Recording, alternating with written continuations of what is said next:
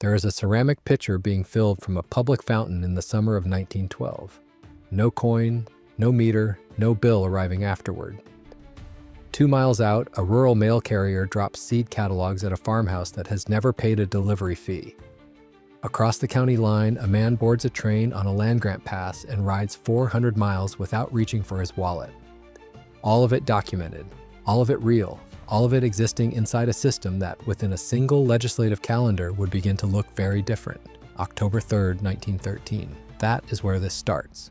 Picture a postman walking a dirt road in the autumn of 1912. He carries letters, seed catalogs, a small parcel wrapped in brown paper. At the end of the route, there is a farmhouse. He sets the mail on the porch without knocking. There is no charge for this, there never has been. The farmer's wife draws water from a pipe connected to the municipal line. She does not pay per bucket. 3 counties west, a man boards a rail car on a land-grant line. He rides because the federal government decades earlier gave that railroad the land beneath its tracks in exchange for public passage. The date is sometime before October 3rd, 1913. After that date, each of these arrangements began to change. Not all at once, not loudly, but the postal routes were reclassified, the water districts restructured, the railroad's public obligations quietly renegotiated. 3 systems, 3 separate departments, 1 legislative year. I keep returning to that. I found the postal records while looking for something else entirely. I was tracing the growth of rural newspaper distribution in the 1890s, following print circulation numbers through county-level postmaster logs stored in the National Archives Record Group 28. The logs were meticulous, column after column of route numbers, mileage covered, household counts, delivery frequencies. What caught my attention was not the newspapers, it was the density of the routes themselves. By 1912, the Rural Free Delivery Program, established formally in 1896 after years of congressional pressure from farm organizations, had expanded to cover roughly 38,000 active carrier routes across the continental United States. 38,000. The figure appears in the annual report of the Postmaster General for fiscal year 1912, submitted to Congress in October of that year and held today in bound form at the National Archives in Washington. Rural free delivery had not always existed.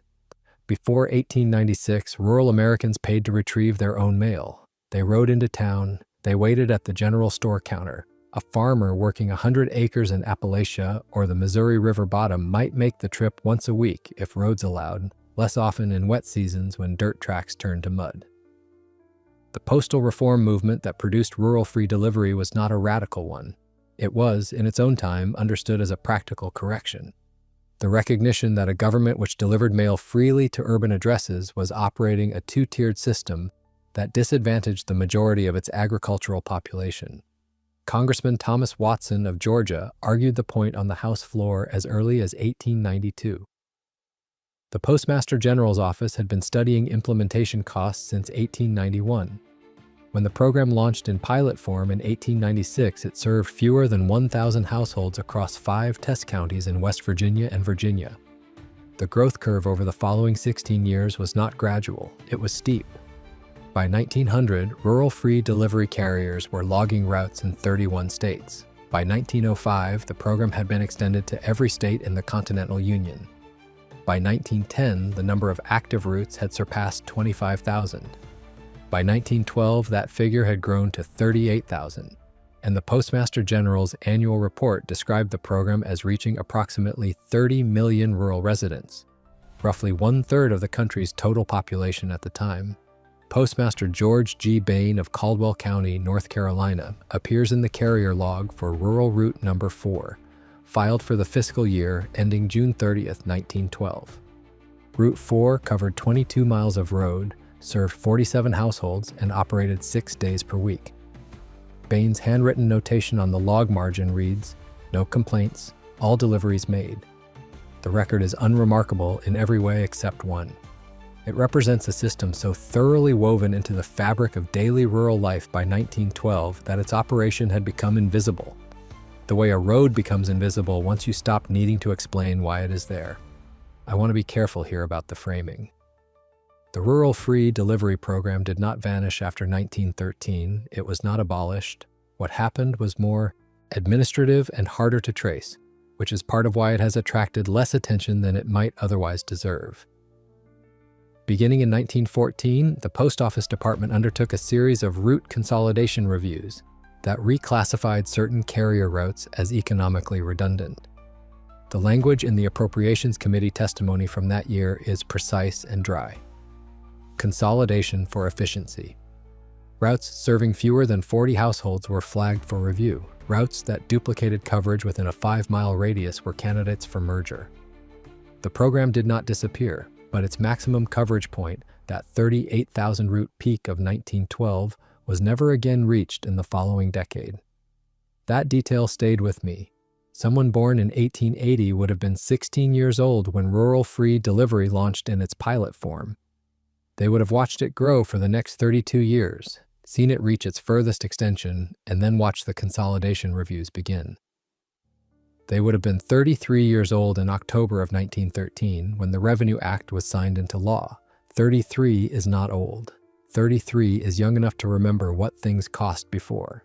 It is old enough to notice when they start costing something new.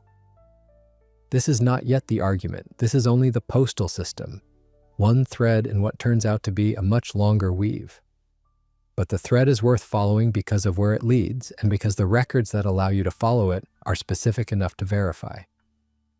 The 38,000 route figure is not an estimate. It is a reported count from an official annual document that can be held in your hands at the National Archives. George G. Bain of Caldwell County is not a composite. His handwriting is still on the margin of that log. I keep returning to the question of simultaneity.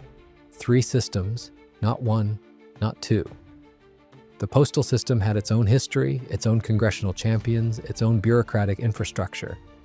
The municipal water systems that would come into focus in a moment were governed at the city and county level, administered by local engineers and funded through municipal bond issues that had nothing structurally to do with federal postal appropriations.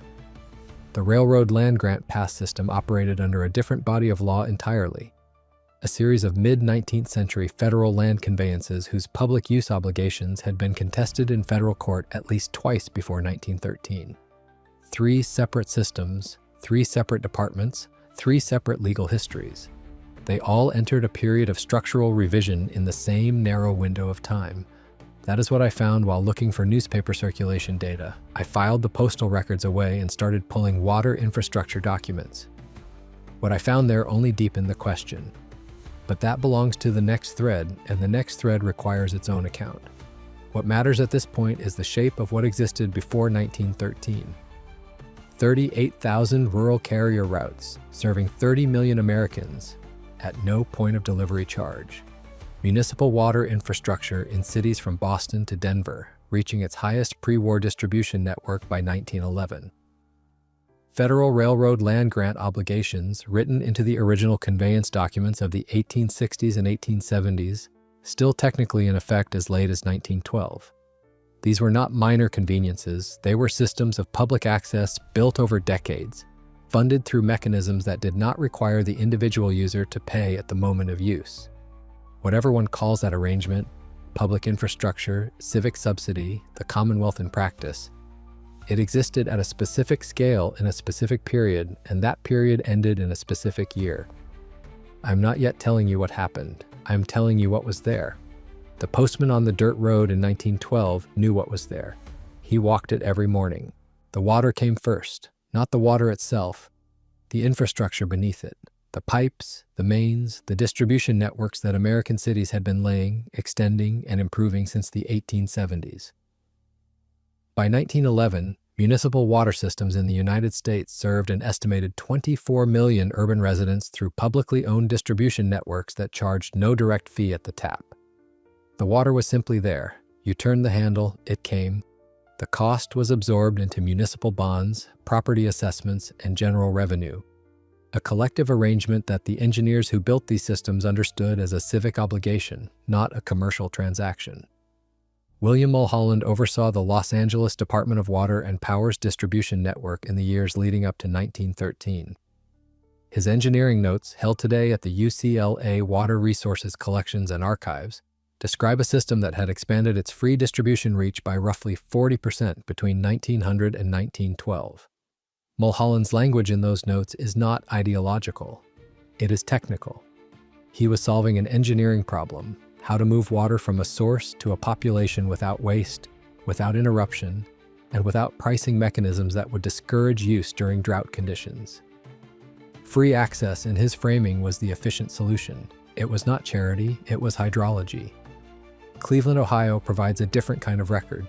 The Cleveland Division of Water, established in its modern form in 1875, had by 1910 connected over 90,000 household service lines throughout the city and its immediate surroundings. The annual report of the Division of Water for fiscal year 1912, archived at the Cleveland Public Library Municipal Reference Collection, notes total distribution network mileage at just over 341 miles and describes service rates as flat assessment, non-metered for residential users. That phrase, flat assessment, non-metered, means that a family drawing water in Cleveland in 1912 did not pay more in a wet month than in a dry one. They did not pay more because a child was sick. The meter that would change that relationship had not yet arrived in most American cities. Detroit had its own version of the same story. The Detroit Water Works, operating under municipal ownership since 1881, reached its maximum pre-war distribution coverage in 1911. A city engineer's report from that year, cited in the Detroit Board of Public Works annual summary, describes the system as having connected 412 miles of main pipe to serve a population of approximately 465,000 residents. The report project's continued expansion through 1915. Those projections were later revised. What happened to them belongs further along in this account. The railroad pass system is a different kind of arrangement, and it requires a moment of context before its disappearance makes full sense. The Federal Land Grant Railroad Acts of the 1850s and 1860s conveyed vast tracts of public land to private railroad companies in exchange for the construction of rail lines connecting the American interior. The Pacific Railway Act of 1862 is the best known of these, but it was one of several dozen conveyance agreements that together transferred somewhere in the range of 170 million acres of federal land to railroad operators over a 30-year period. These acts were not gifts without conditions. In exchange for the land, the railroads accepted obligations. Among these obligations was the requirement to carry certain categories of federal passengers and freight at reduced or no charge. Congressional records from the 37th Congress onward document these obligations in legislative language that is precise and enforceable, or was until it was not. The populations that traveled under these land grant provisions included military personnel, postal carriers, federal employees, and in certain route designations, homesteaders traveling to claim parcels under the Homestead Act of 1862. A farmer moving his family from Ohio to a Kansas land claim in 1880 could, in practice, board a land grant route with a federal certificate and pay nothing or substantially less than the posted fare. Congressional testimony from the session of 1884, recorded in the 48th Congress's House Committee on Railways and Canals proceedings, places the annual volume of reduced fare land grant passage at approximately 12 million passenger miles in that year alone. 12 million passenger miles, at no charge or near to it. Someone born in 1880 would have grown up in a country where that arrangement existed, where letters came to the farmhouse door, where the municipal pipe brought water to the house without a meter counting each gallon, where a land grant certificate could put a family on a westbound rail car at a fraction of the commercial rate. That person would have been 32 years old in 1912, old enough to have depended on all three systems, young enough to have taken their permanence for granted. By 1913, they were 33. And the world they had known was beginning, quietly and without announcement, to reorganize itself around a different set of obligations. The 16th Amendment to the United States Constitution was ratified on February 3, 1913.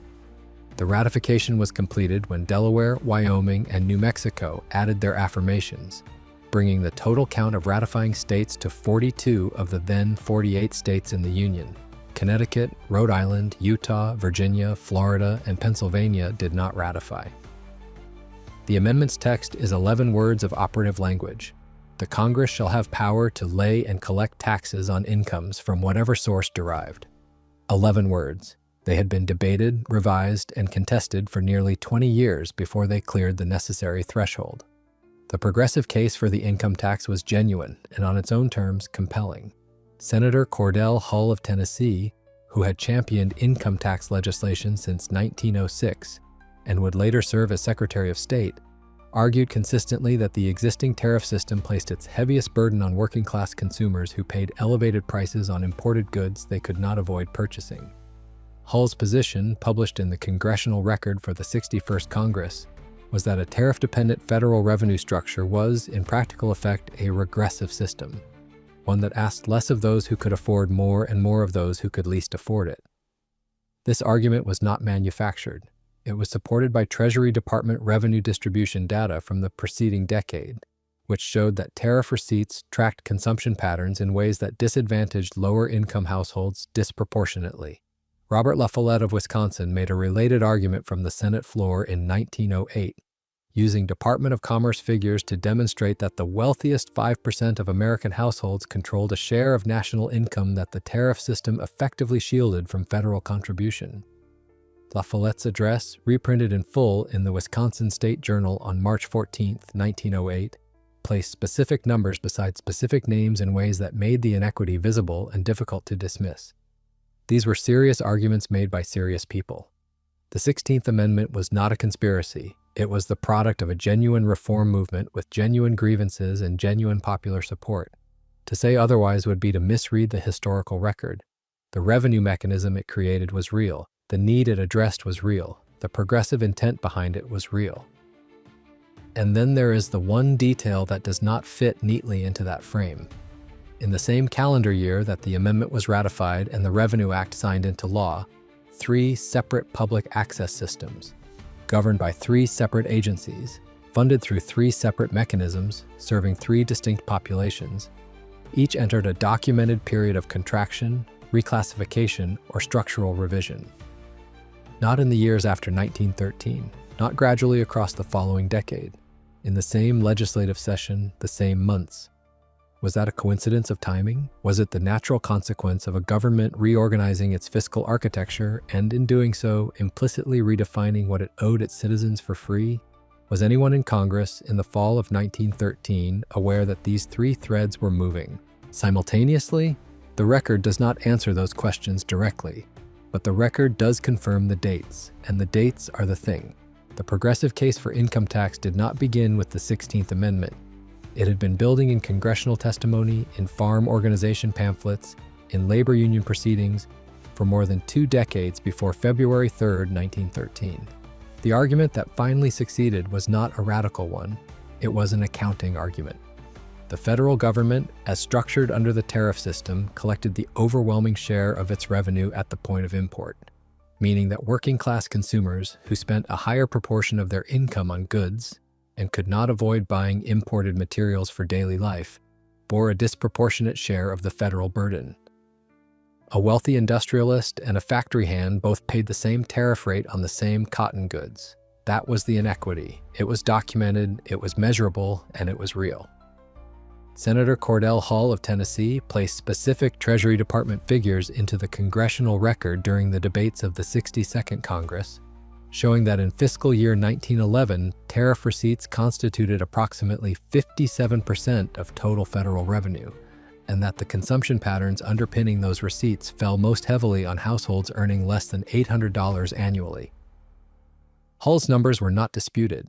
His argument was not that taxation itself was wrong. His argument was that the existing mechanism of taxation was structurally unjust, and that a graduated income tax, one that collected proportionally more from those with proportionally more, was the correction. Robert La Follette, Nelson Aldrich, and even the reluctant voices in the Senate who voted against the amendment's enabling legislation acknowledged the inequity La Follette described. The disagreement was about remedy, not diagnosis. This matters. The 16th Amendment passed because the underlying argument was sound, and the political coalition behind it was broad. 42 of 48 state legislatures ratified it. The case for its passage belongs to the historical record without distortion. Reasonable, except for one detail. The Revenue Act of 1913, signed into law on October the 3rd of that year, 9 months after the amendment's ratification, established the first permanent federal income tax on individuals. The initial rate structure began at 1% on net income above $3,000 for individuals and $4,000 for married couples, with a surtax reaching 6% on incomes above $500,000. These were not confiscatory rates. They applied to a narrow slice of the American population. The vast majority of wage-earning households in 1913 fell below the $3,000 threshold and paid nothing under the new law. This is the part of the official account that fits neatly. A new revenue mechanism, modest in its initial scope, correcting a genuine inequity in the federal tax structure. The reform movement celebrated. The tariff schedules were revised downward in the same legislation. Working-class advocates who had pushed for income taxation for 20 years saw their effort rewarded. And in the same legislative session, the same months, the same Congress, the same autumn, the Post Office Appropriations Review that would trigger the first round of rural delivery route consolidations was also advancing through committee. The same session that produced the Revenue Act also produced the revised Railroad Regulatory Framework that gave the Interstate Commerce Commission expanded authority over land-grant passenger rate structures. The same session, the same building, often the same weeks. The Topeka Daily Capital published an editorial on November 18, 1913, 6 weeks after the Revenue Act's signing, noting what its editors called the curious simultaneity of the tax bill and the retrenchment of free public services. The editorial did not accuse, it observed. It placed the postal consolidation reviews, the water district restructuring discussions then underway in Kansas City, and the railroad rate authority expansion side by side, and asked whether the federal government's new capacity to collect directly from income had altered its sense of what it owed its citizens in return. The editorial ran once. It does not appear in subsequent reprints of that period's collected commentary. It sits in the bound volume for November 1913 at the Kansas State Historical Society in Topeka, on a shelf in the periodicals room, largely undisturbed. The Springfield Republican in Massachusetts ran a shorter notice on December 4, 1913, referencing a city alderman's statement to the Springfield Municipal Council. The alderman, whose name appears in the council minutes as James P. Callahan, argued against a proposed restructuring of the city's flat-rate water assessment, stating that the assessment had operated without incident since 1889 and that the arrival of federal income taxation did not obligate the city to abandon its own tradition of non-metered public water service. Callahan's argument was voted down 7-4. The council minutes are held at the Springfield City Archives, Record Group 14, Volume 31. These are not isolated observations. The Omaha World Herald carried a brief notice in its October 14, 1913 issue, 11 days after the Revenue Act was signed, observing that the federal government had acquired a new instrument of public finance, and asking whether the older instruments of public service would survive the transition. The notice ran below the fold in the section reserved for civic commentary. No follow-up piece appears in the subsequent month's issues. 3 newspapers, 3 cities, 3 separate observations made independently in the weeks immediately following October 3, 1913. None of them widely reprinted. None of them collected into any subsequent historical survey of the period's reform debates. The structural question those editors were circling is not a conspiratorial one, it is a fiscal one. When a government acquires a direct and reliable mechanism for drawing revenue from individual income, what happens to the implicit bargain that underwrote its earlier provision of services without charge? The bargain was never written down. It was not a contract. It was an arrangement, the kind that accumulates over decades of practice and becomes, in time, invisible in the way that roads become invisible. You stop noticing it because it has always been there. And then, when it begins to change, the change itself is gradual enough to escape notice in any single moment. Was the restructuring of those 3 systems a deliberate policy choice made in awareness of the new tax mechanism? Was it an uncoordinated institutional drift, separate agencies independently reconsidering their cost structures in the same fiscal climate? Was anyone in the 63rd Congress who voted on the Revenue Act also aware that the postal consolidation reviews and the railroad rate authority expansion were moving through adjacent committees at the same moment? The record does not say. The congressional record for the 63rd Congress's first session, covering the months from April through December of 1913, runs to several thousand pages. The postal appropriations debates are in Volume 49. The Railroad Authority discussions are in Volume 50. The Revenue Act debates are distributed across both. They are not cross-referenced. The committees that handled each piece of legislation were different committees. The floor managers were different senators. They moved in parallel, separately by every formal measure, simultaneously by every calendrical one.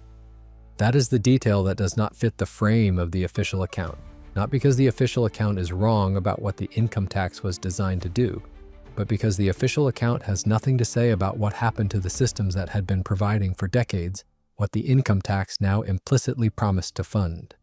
The tax arrived. The free systems contracted.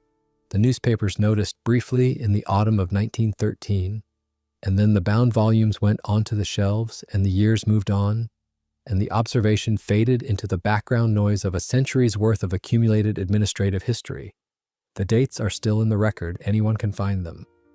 What comes next is not another editorial. It is a sequence of institutional decisions, each one documented, each one unremarkable on its own terms, that, placed in order, form something the editors of the Topeka Daily Capital were only beginning to see in November of 1913.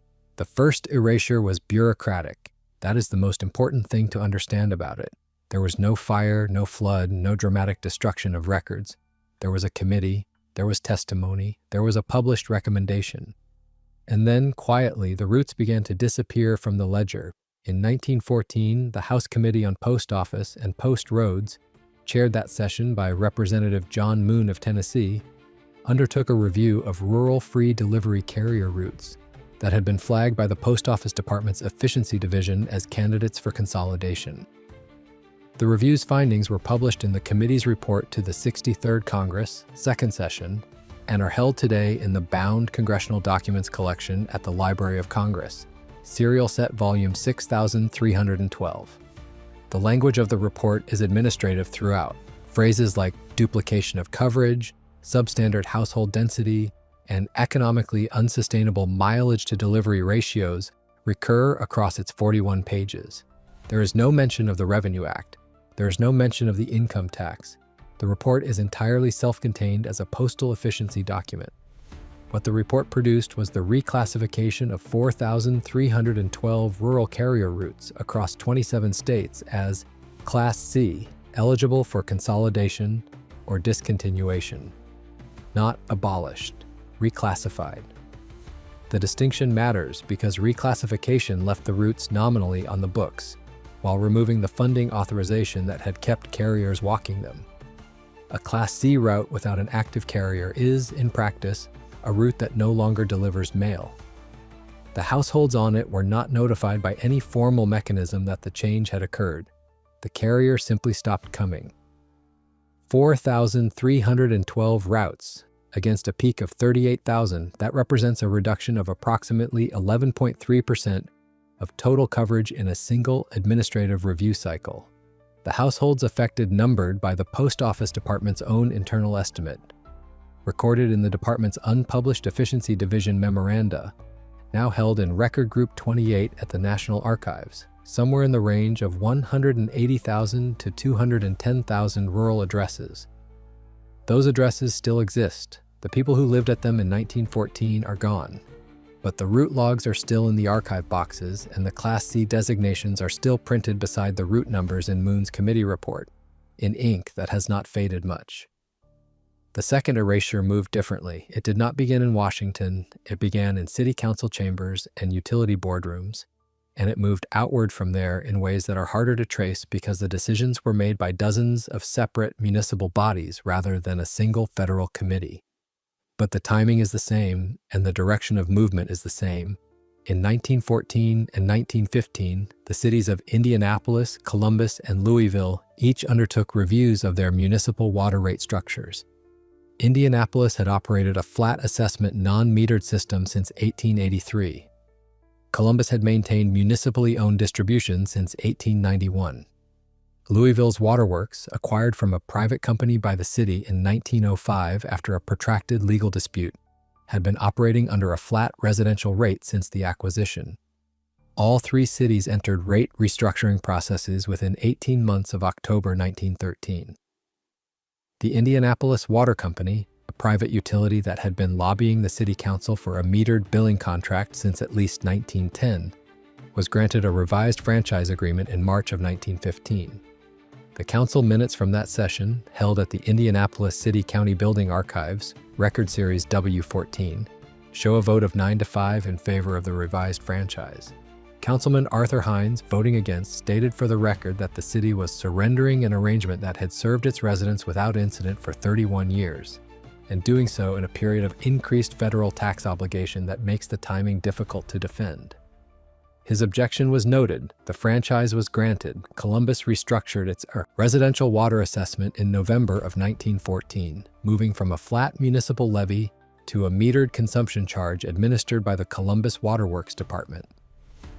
The department's annual report for fiscal year 1915, archived at the Columbus Metropolitan Library's Ohio collection, shows that average residential water expenditure increased by approximately 42% in the first full year of metered billing. The report presents this as a revenue success.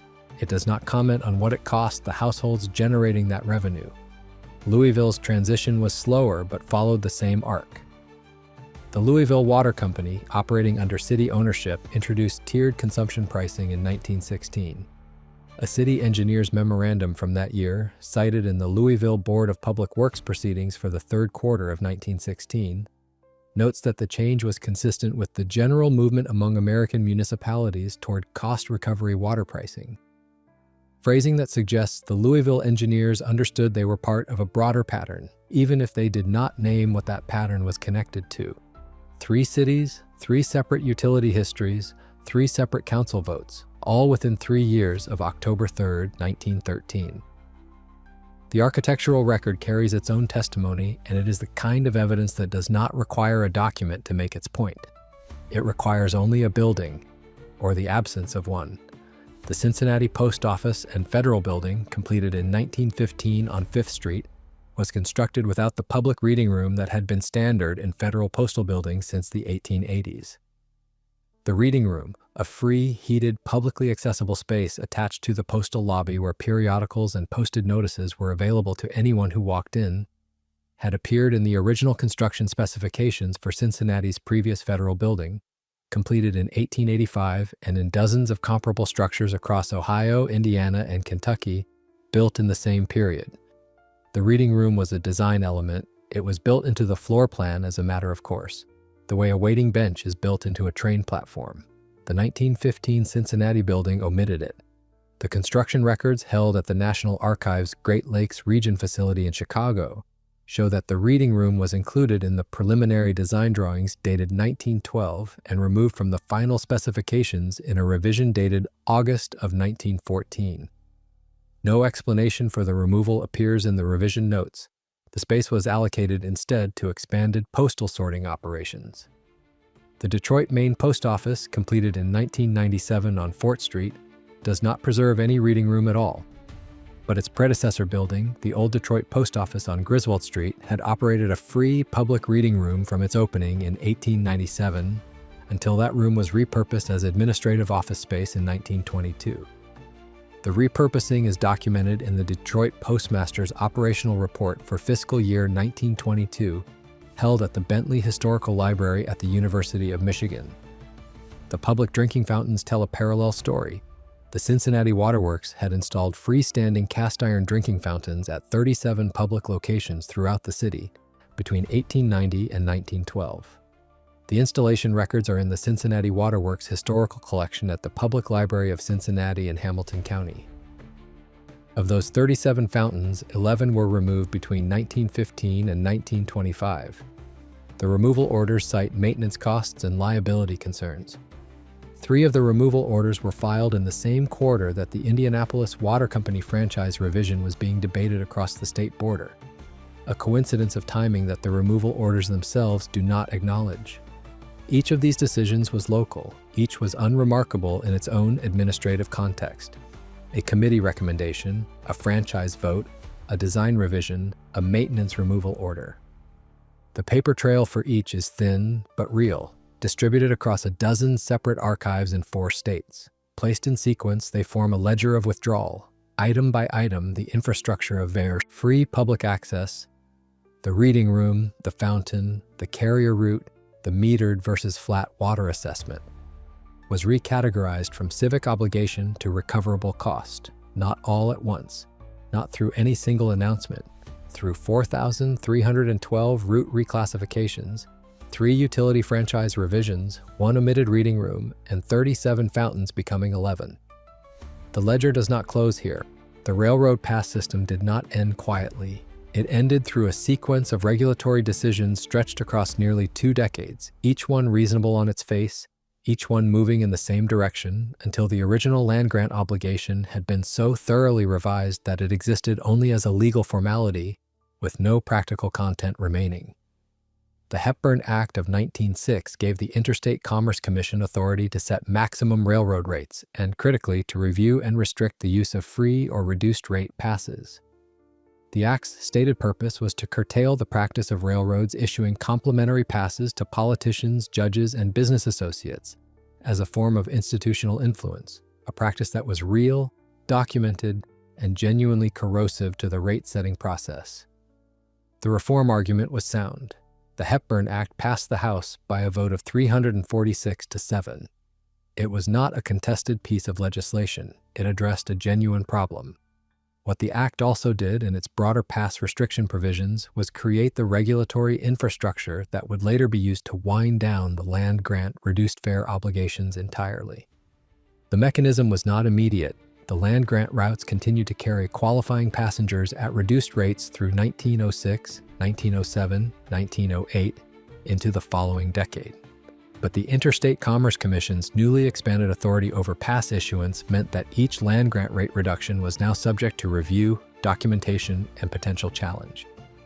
The administrative burden of maintaining the land grant passenger obligations increased steadily after 1906. The routes continued, the paperwork multiplied.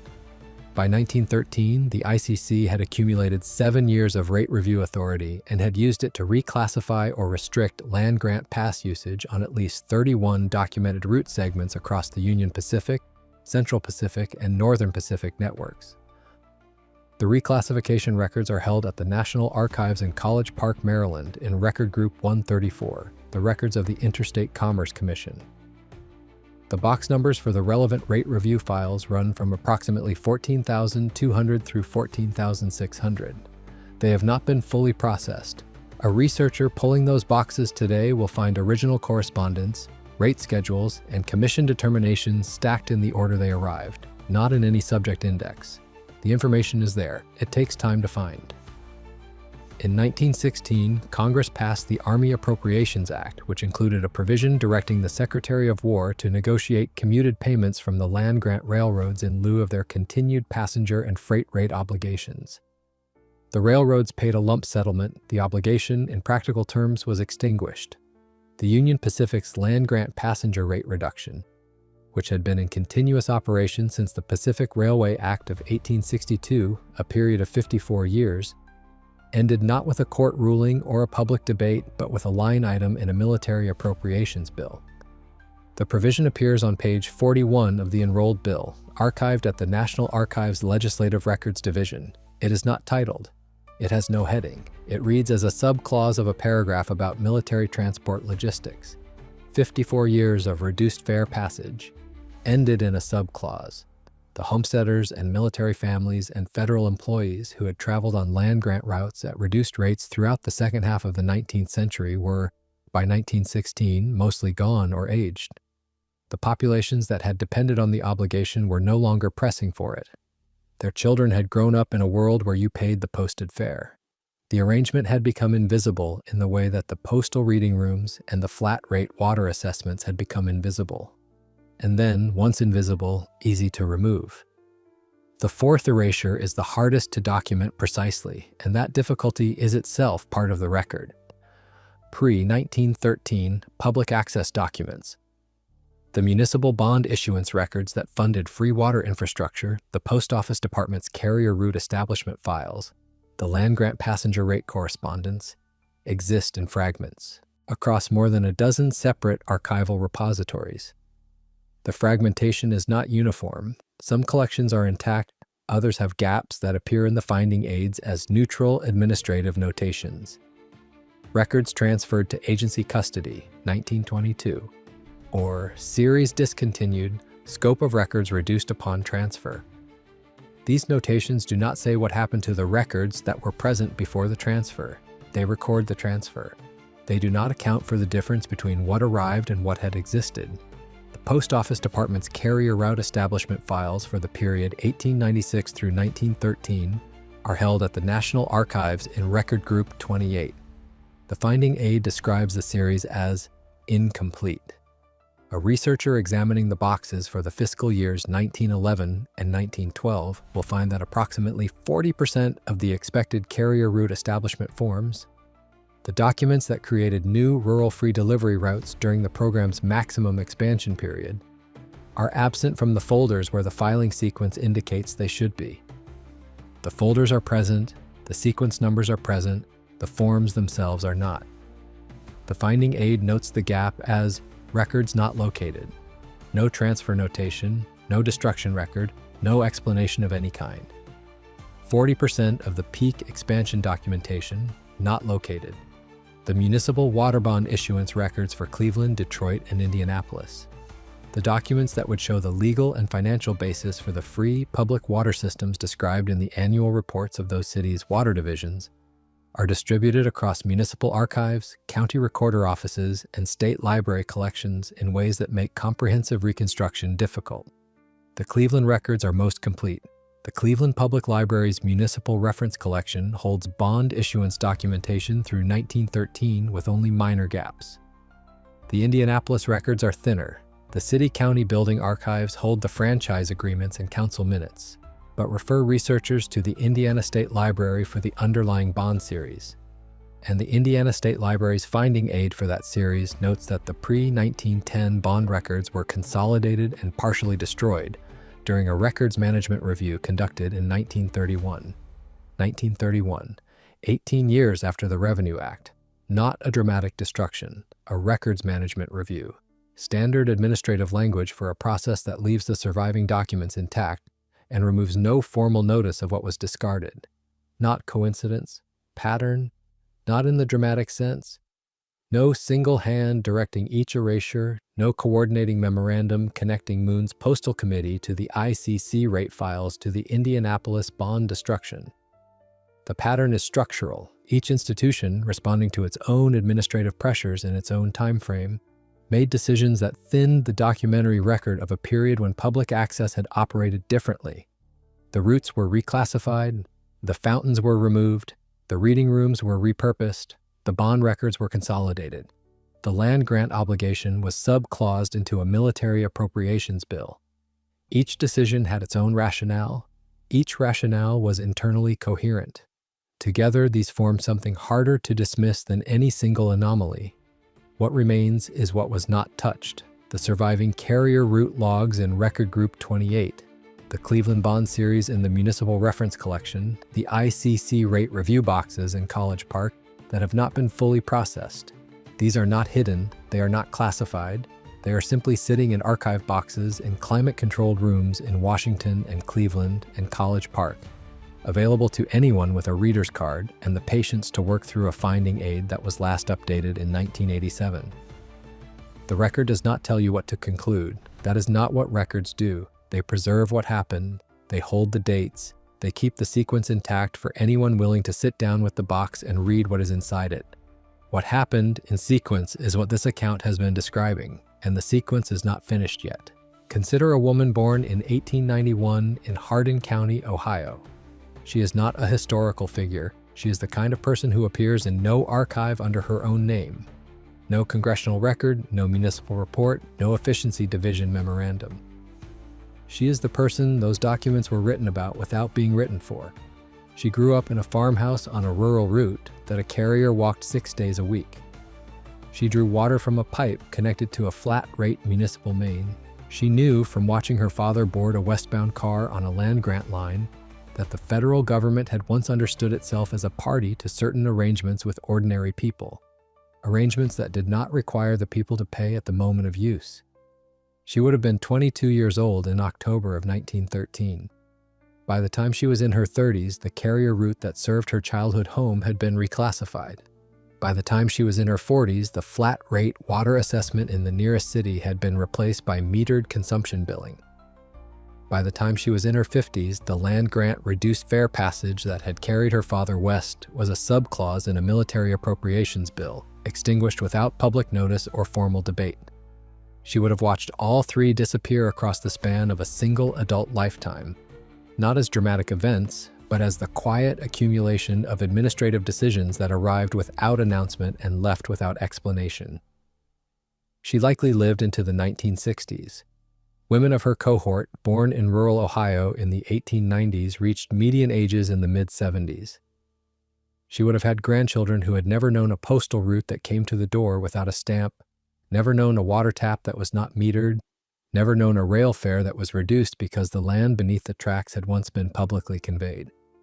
To her grandchildren, those arrangements would have been invisible in the way that roads become invisible.